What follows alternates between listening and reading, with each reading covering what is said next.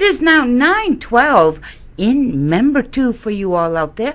And on the other line, I have no other than Dan Christmas. And he's going to share with us a little bit about the Olympic torch coming to Membertou. Well, it's a Bugna. Good morning to you, Dan. Good morning, Aggie. It is a beautiful morning out there, of course, while we're welcoming the Olympic torch. Can you just give us a little bit of a background of what it took to select the persons to carry this torch? Well, it started quite early, actually, Aggie. It was back in February when we had the first meeting with the Olympic people, and the council had met with them, and we agreed to be part of the torch run at that time. And the process was that what we agreed on was that we would simply put a notice in our community newsletter and also through the radio station and to invite people to apply. So that took a couple of months. Council looked at the application. It was at that point that we selected an individual. And that time it was Dakota Christmas. And just about a month or two, the Olympic people called us again, and they asked us if we would look for a second individual. And the second individual that was selected was Zachary Paul. So we're very pleased to have two of the four runners here in Membertou, the Dakota and Zach.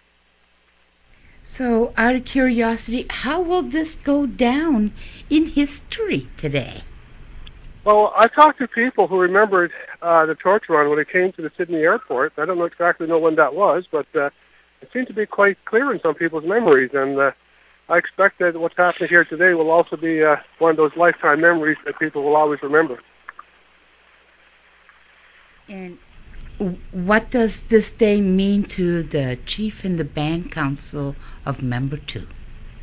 Well, I think that as council members, we're very proud that Membertou was selected as one of the places where the Olympic torch run is going. And I think we're also very proud that the Olympic torch run people had asked that elders from the community be involved in the blessing of the torch. And so we're part of two events, actually, the torch run and the traditional blessing. And to have the traditional blessing here in the community by our elders, I think that's hugely significant as well, and we're hoping that our thoughts and our prayers and our best wishes go with the torch as it crosses the rest of Canada on towards Vancouver. So the tradition and contemporary come together as this torch comes to Membertou. Are there any plans for the next Olympics, out of curiosity?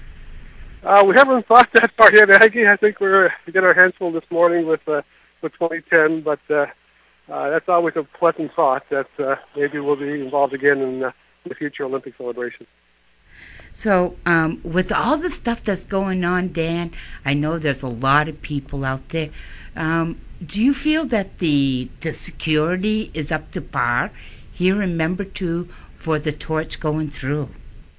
Yes, I think I would say that's the biggest concern of having the event here. And we've gone through a lot of efforts to make sure that security is well established, both by RCMP, the Quebec Regional Police, and also our own local security service. Well, thank you very much, Dan. You have answered a lot of questions, and I know you're right out there watching them. So we'll be talking to you a little later on. Okay, thank you, Aggie.